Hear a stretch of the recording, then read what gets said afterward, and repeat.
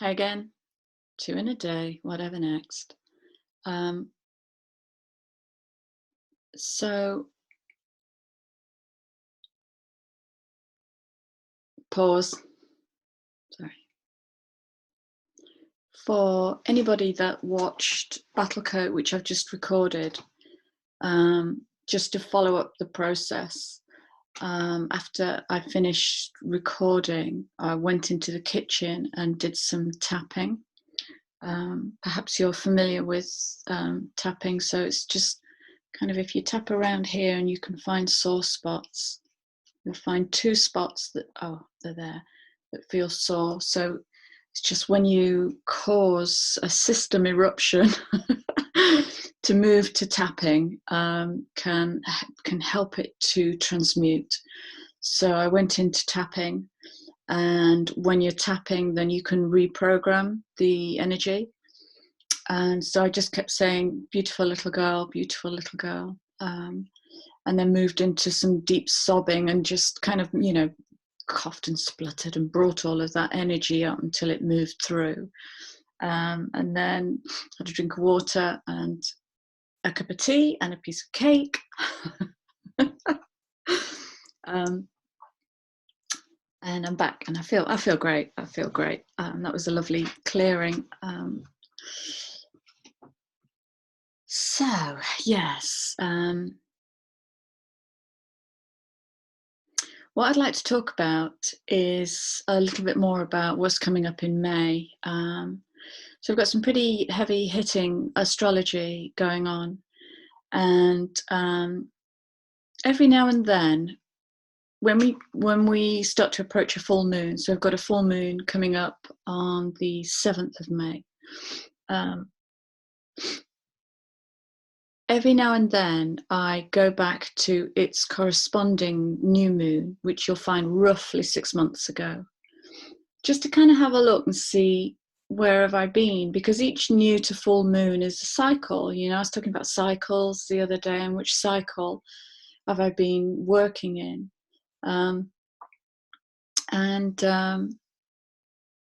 When I say hindsight is the only perfect science, well, hindsight is 20/20 vision. So I go back and I look, and then it's just like, oh my God, that's amazing. I didn't even know I was doing it. I've just been stumbling from one blooming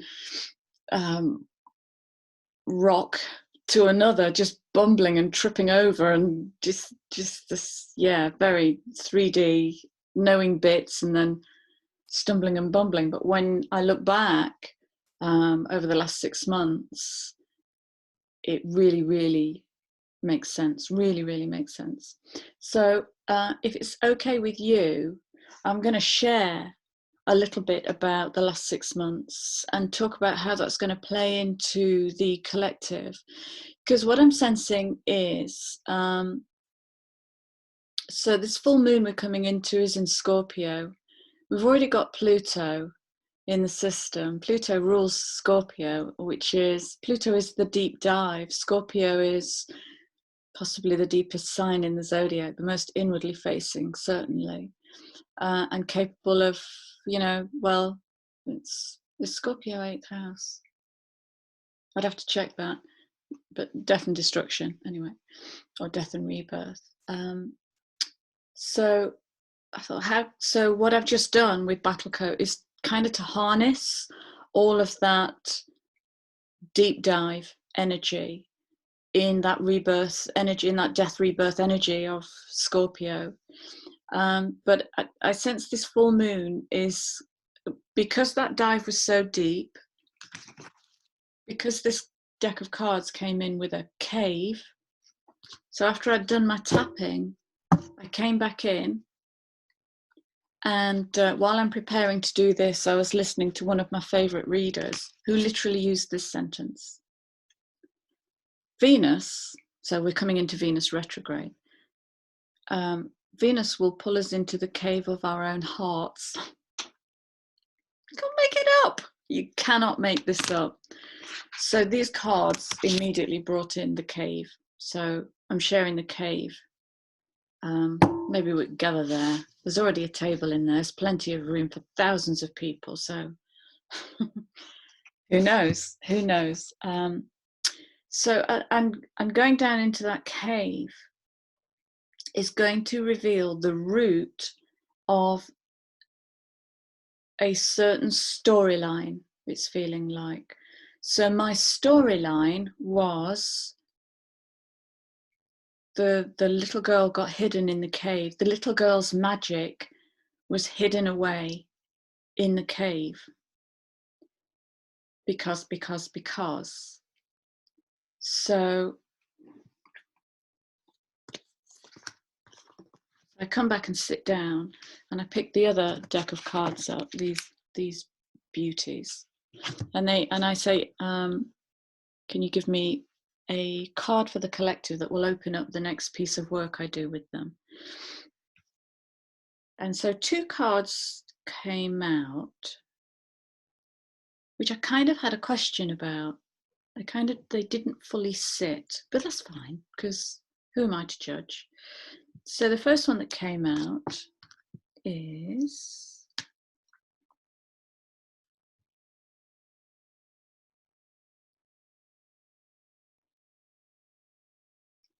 so the question your beliefs, definitely, that's what's going to get triggered in May. That's what's going to get doinged in May, is what is my belief about this, and what pain am I storing around this? What energetic resonance has my psyche created to support this story? Because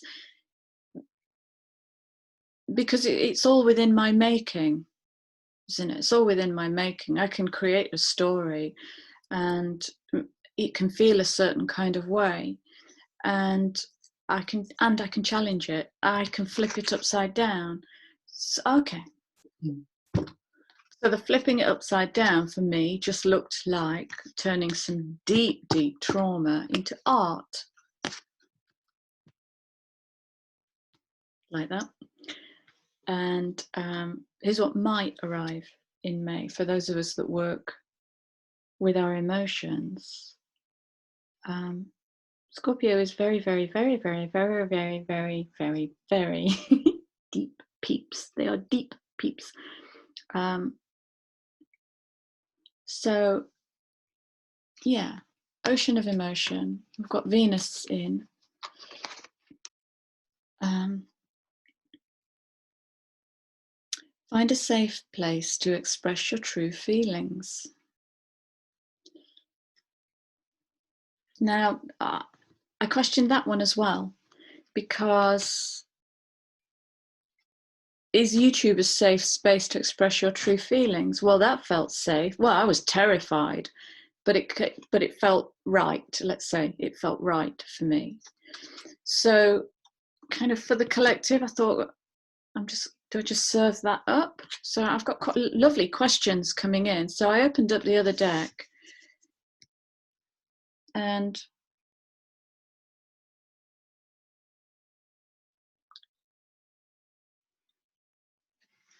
because the safe space is here, isn't it? And here. it's in the mind and it's in the heart. In any moment, I can surrender to the powerful presence of love. I just did it live on air. I can surrender. I have to feel safe in the doing of that. Okay? I have to feel safe. So the safety is within me. It isn't in the environment you choose in which to share. The safety is within us. Here we go, here's the discernment. Do I feel safe in this space? Do I feel safe in this negotiation, in this transaction? Do I feel safe? Okay. So we're resurrecting the child.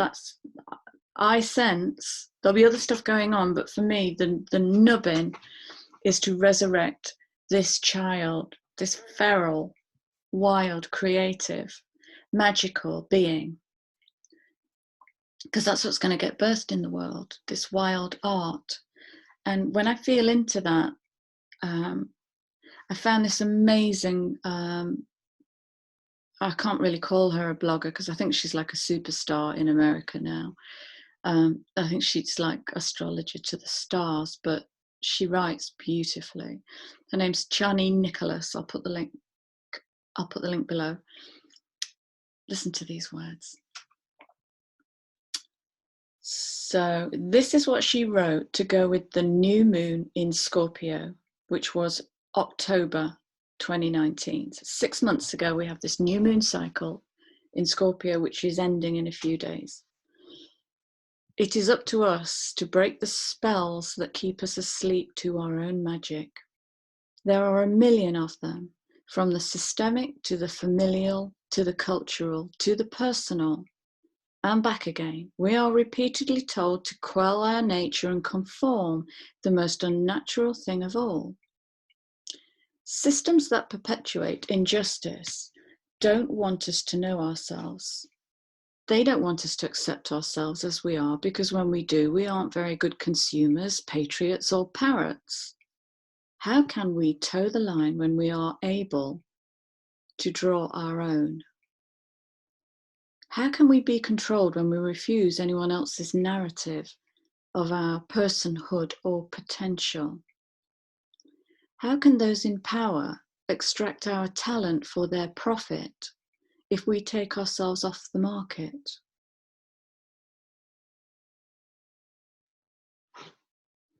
It's like the back of my poetry book, that quote from Bukowski: if you're doing it for money, don't do it. Don't do it. Do it for passion, do it for love, do it for wildness.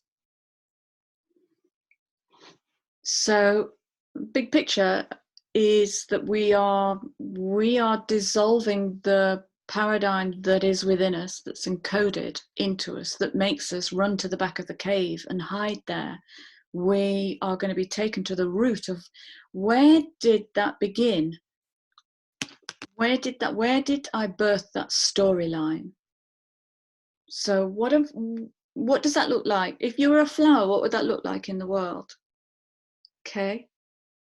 So my blossom in the world looked like, where that poem is concerned, bright, clever, intelligent, together, da-da-da-da-da-da. The root, which I've just gone down into, is actually a cowering little girl in the back of a cave who's now resting. I can see how she's resting. She's actually in a beautiful warm bed, snuggled up with a water bottle. So yeah, what do we show to the world? Like, it's the same thing I said the other day, isn't it? What parts of my personality am I projecting onto the world? And what's the bit I keep hidden in the roots? Because the roots drive the blossom. And in between, you've got the gap analysis. So they're going to be, we can connect them. We can connect them. So I thought it might be interesting to have a look back to see where I've been on this journey. And had I not done this exercise this morning, I actually wouldn't have known this. I've still kind of been in this haze of confusion. So I got my journal. And when I open my journal up, there is this lovely little verse, which I'm going to share with you on the inside cover. And it says, you, yes, you bright, brave soul, emerge a little from that dark place where you have hidden a while. Let us see you again. Better still, let us see your light shine. That's my verse for May, is to just keep birthing the light, keep birthing the light. Maybe when I feel deeply emotionally uncomfortable, I'll birth. So I went through my journal and it's given me a really interesting picture. And I'm not going to I don't want to labor it because it's boring. You know, I don't want to make you listen to my story, but I'm just going to give you the highlights to see what's happened in the last 6 months. And with that comes, yeah, that kind of energy. What if you did this? If you journal, what if you grabbed your journal and had a look at the last 6 months entries since about October last year? And if you don't journal, check emails, check WhatsApp, check Messenger, check your timelines, get a gist for what you were sharing. Okay, get a gist for what you were talking about, what events had happened to you, what did you move through in the last 6 months, because it's wrapping up. It's wrapping up. So this was a big one for me, I can see now. For me, this Scorpio moon cycle took me into the void. Remember I talked about the void a couple of videos ago, to stare into the nothing. It blindfolded me, then asked me to fully open to infinite possibilities. This was my transition. The last 6 months was my transition into flow state, and it nearly killed me. I'm sorry. It must be because I'm in process, you know, because oh, it's the cake. I'm going with process because I always burp a lot when I'm in process. This moon cycle was a giant and brutal snap out of it, Chrissy. Because I kept going into the fog. I kept going to the back of the cave to hide and to get angry. I got angry a lot. Snap out of it, Chrissy. Let go and trust. And when you've done that, do it again. And when you've done that, ad nauseum. So being asked to open up to infinite possibilities was huge for me. Huge. Because I'm driven by my little girl, or because my little girl is in the field and she needs to be heard. So in my microcosm, I was really struggling, like just struggling for everything. Everything was being drawn away from me. So I was struggling for inspiration, struggling for business, struggling for cash, struggling to get any sense. It's just like all the doorways were being closed so that I can get into my bloody anger, so that I could, you know, when I talk about when Morgan Freeman just manifests in that cafe in Evan Almighty and says, if you pray for peace, do you imagine peace will turn up, or do you imagine an opportunity for you to choose peace will turn up? So this opportunity to clear the thing that's blocking me from getting into infinite possibility was being churned. And that's trust, and it was trust.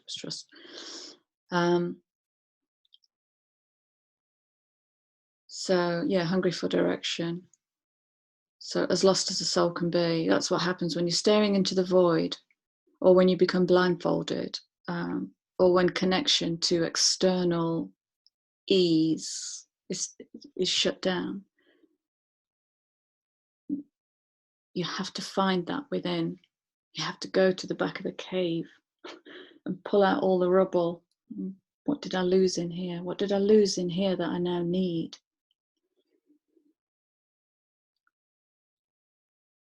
So what I couldn't see in the minutiae of internal worry was that the system of infinite possibility, or the void, was actually swapping out my client base. I didn't know that.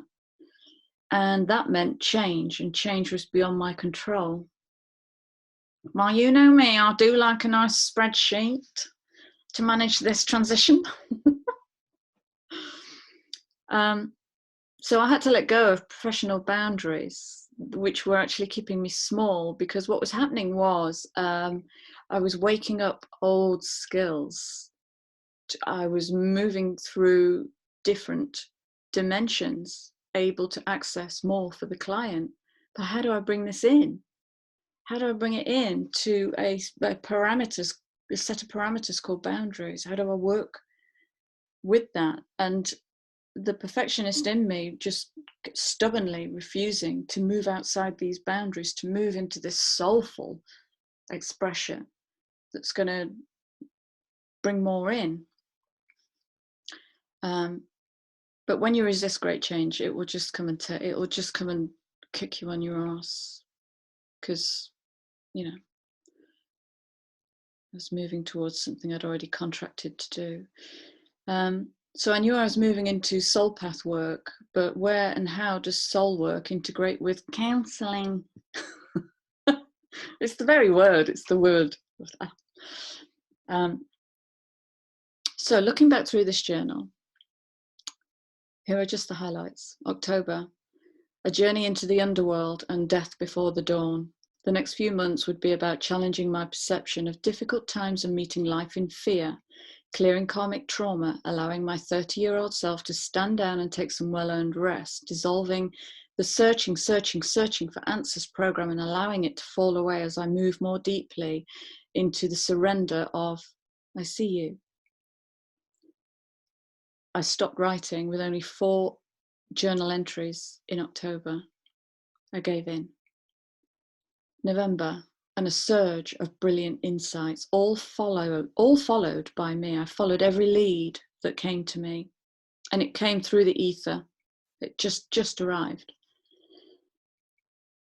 And all amounted to nothing.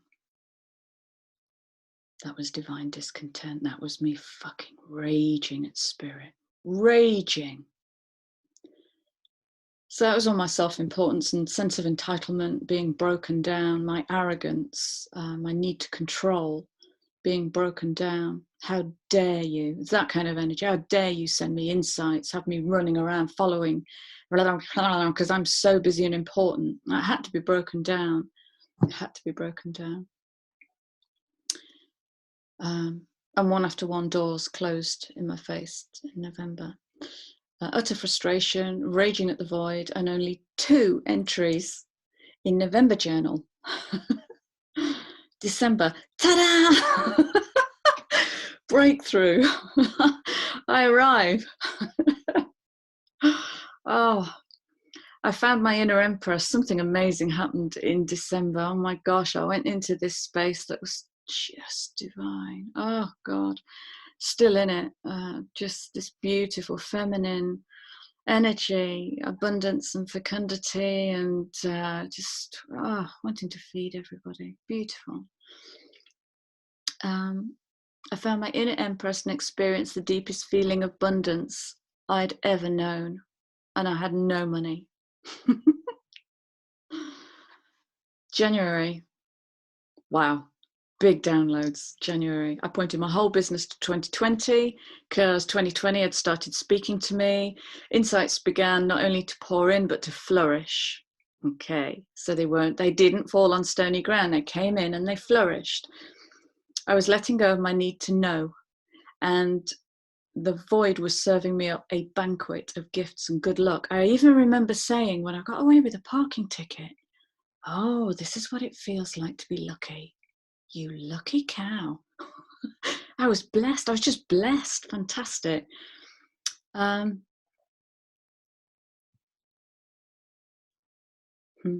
Gifts and good luck. Sacred knowledge as well. Tons of sacred knowledge reactivating. And a journal entry that simply says something huge is unfolding. February began the arrival of my soul family, a new soul family in ordinary and non-ordinary reality. And saw people I know arriving in my dreams to help me. How amazing is that? To help me transition into a new experience, new guides arriving, profound ceremony, and the eyes can only see what the mind is willing to conceive. Those words were given to me. So clearly I'd opened up to infinite possibility where my mind no longer went, judge, make it small, I've got nothing to map to. Well, I see you. You see how open that is? I see you. I don't know what you are, but I see you, and that's it. So February was removing the mask. Remember? Opening the mind. February was the ankh, the angel, and the halo. I even made an ankh. It's there somewhere. I made an ankh. March, And it's like I found a whole new branch of my family in the physical and non-physical. Invitations to join others arriving. I discover Ophiuchus. I sent Queen Bee after Queen Bee after Queen Bee. Fixing vertebrae with alien tech, story for another day, reflexology, and a happy, healthy, bulging pituitary. And March was also exhaustion and quarantine as I transitioned and embodied the many downloads, getting better at fully resting and giving myself time to heal, which I'm also not very good at. April, new YouTube channel, rebirth. And I can feel the end of this deep transition is in sight. Quantum weirdness, and I see myself through the eyes of something else, learning to surrender into meaningless joy now. That's my new bit. So today, fully surrendered into flow state, integrating expansive soul work into my private practice to create something new, which is now fully birthed. And sensing this next move through retro and eclipse season, and my next module of learning is to let loose the wild, feral, creative mystic within me.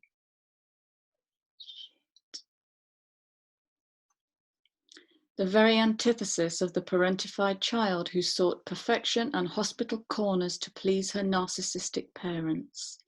I love my life, and I know there is big change once again on the horizon. So they're my notes. I'm going to put those away. And I'd like to do a video about narcissism. I don't know if it's relevant anymore. I know it's being washed out of the system, and it's been in for a few generations. Narcissism, psychopathy, and the birth of the psychopath, and narcissism. And bless their hearts, so many of our parents got hooked into the narcissism program, where if you're better than me, you'll fail, and if you're worse than me, you'll fail. So your breathing range shortens. So you're always kind of in that, have I done the right thing? Did I cross that T? Did I dot that I? So you start living up here. I did. So let me know. I mean, drop me a comment if you think it would be interesting to do a video on narcissism. But there's so much out there. There's tons and tons of fantastic stuff out there on narcissism. But that's what's part of what's being washed away, and that's part of what we're setting ourselves free from, because what breaking free from narcissism can trigger is something I lovingly call ancestral shame. And I got that phrase from Elizabeth Gilbert, the writer. And ancestral shame is literally where we shame the ancestors because we grow bigger and better. We take the story forward in new ways. And you know, our parents are our ancestors, and narcissistic parents won't want us to be shinier, brighter, cleverer, a better cook, and whatever, because they live their lives vicariously through us. It's interesting, it's just being played to me actually. One of the things I wanted as a child was my mum's dream. It was never mine. So this is where you adopt, you take adoption, you sign the adoption papers of a little string of narrative that says, but deep down you want to be this. I don't, no desire, that was my mum's dream. Yeah, it's fascinating stuff, it's fascinating stuff. I thought this post would take ages, and it hasn't, so shall we do some cards? Yeah.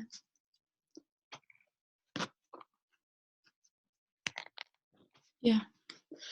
Let's play with my new cards. What do we need? What do we need to know?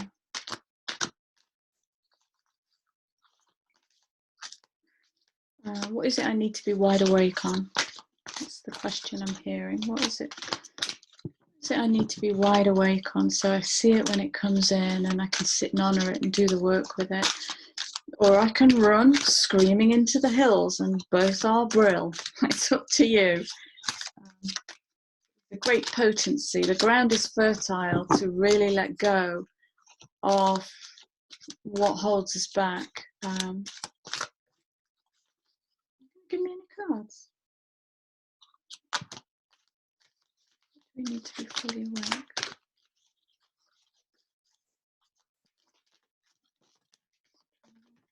Okay.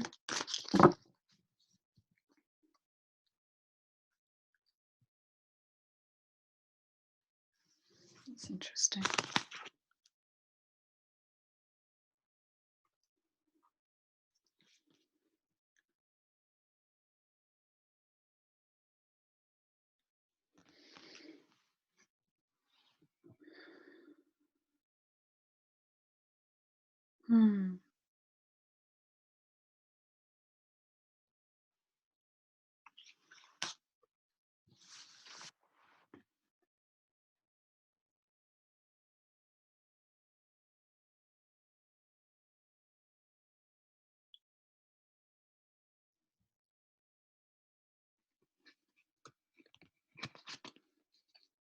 I'm sensing heart center with this. My mind first went to bridging between dimensions, and then my body felt into the heart space. Because as these emotional prompts come through the system,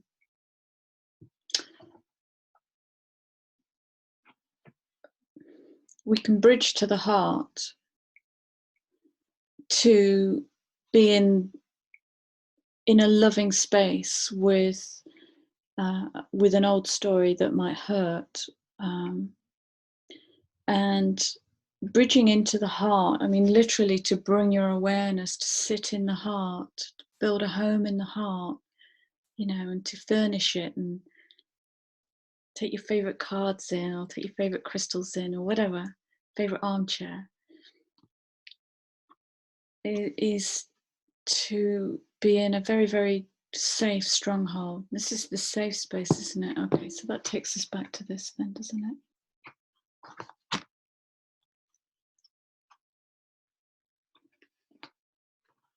I'm sorry. If you're handling an ocean of emotion, sitting in the heart space will help anchor you, and it will stop you going up here. Because this, in the head, there are only questions. In the heart, there are only answers. So bridging into the heart, expand your consciousness to behold both worlds. And it can also mean bridging out to other dimensions.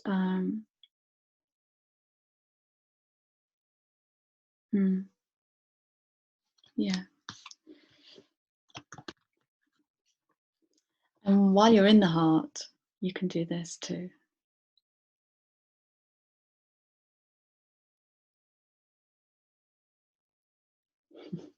Some of my clients have literally been planting trees in the heart, and then they come back a week later and there's a story, and they come back a week later and something's changed in the external world. It's like the Be Vigilant card. Do you remember the Be Vigilant card that's been kicking around? And it's a dragon that's mantling, so its wings are gathered round this glowing heart solar plexus whole area, and there's this tree in a golden light that it's protecting while it grows. So we're growing new trees within. Go, grow, glow. Yeah. Yeah.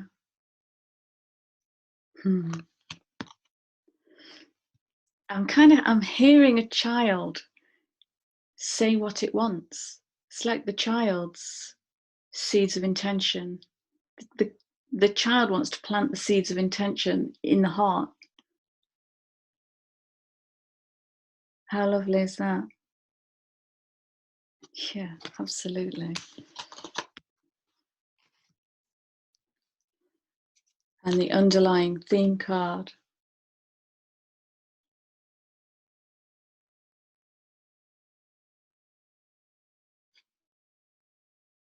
Isn't that gorgeous? Isn't that gorgeous? 4610-1. Let go of the past and breathe in your new incarnation. Plant the seeds. Let go of the past. Breathe in the new. Cool, we really are in rebirth, aren't we? This is beautiful energy, I have to say. Okay, all right. I'm just getting a message to show you this one because this is really relevant. So where you are is where it's at. And I'm showing you this because what I notice again and again, in fact, I've done it. I've mentioned it in one of the videos when I started to go into something. What was it? I can't remember. I think it's a couple of videos ago. I started to go into it, and I noticed that it was presenting in the physical by me leaving the room. It's like, oh God, what the hell is this? Something in me. And I walked out of the kitchen away from it into another room, and then I walked out of that room. So my physical movement to avoid this uncomfortable feeling was to walk away and to keep walking away. But where I was is where it's at. So when I stopped still and went to where it was, it went. Just popped, transmuted it, moved it through. So I see you. For me, is the antithesis of I don't want to feel this way, go away. Beating my demons. How many times do you hear that? Don't beat your demons. It's not a competition. That's patriarchy. That's duality. Better than, worse than, bigger than, smaller than. No. No. The demons are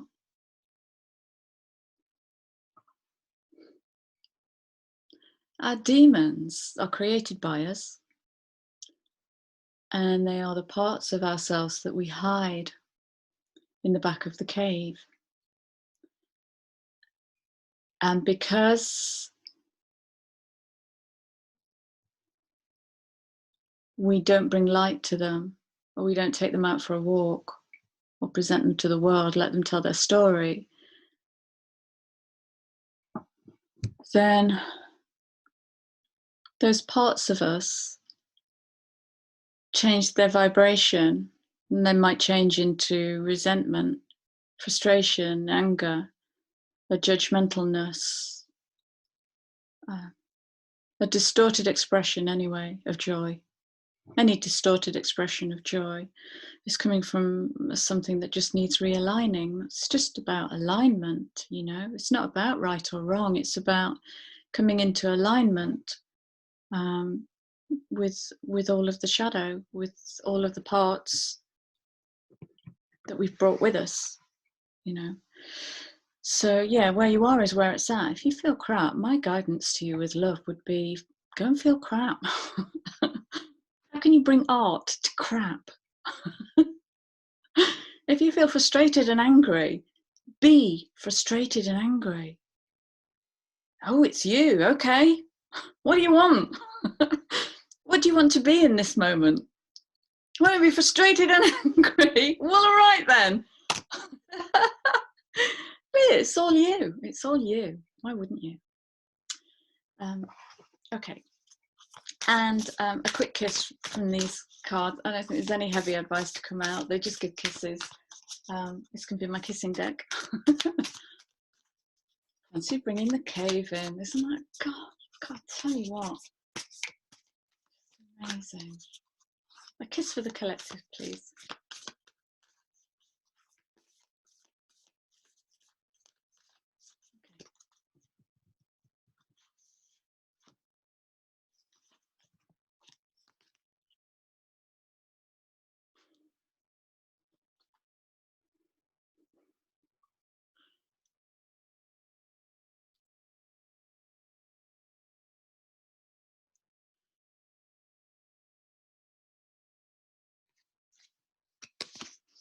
When I'm connected to my joyful presence, I attract support from the universe.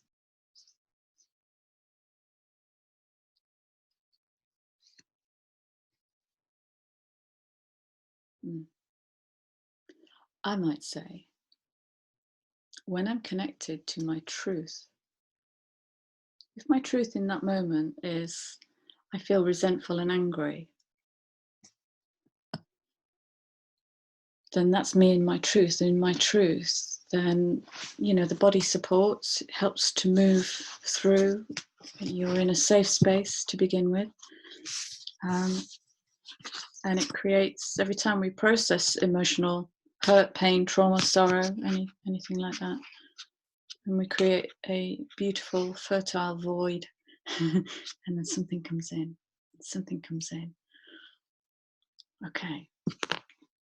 So, I'm going to snuggle today and drink a lot of water after this morning's deep, deep dive, and treat myself really, really well. So I hope you have a wonderful weekend, and I will see you again soon. Lots of love to the child within us. Take care. I'll see you soon.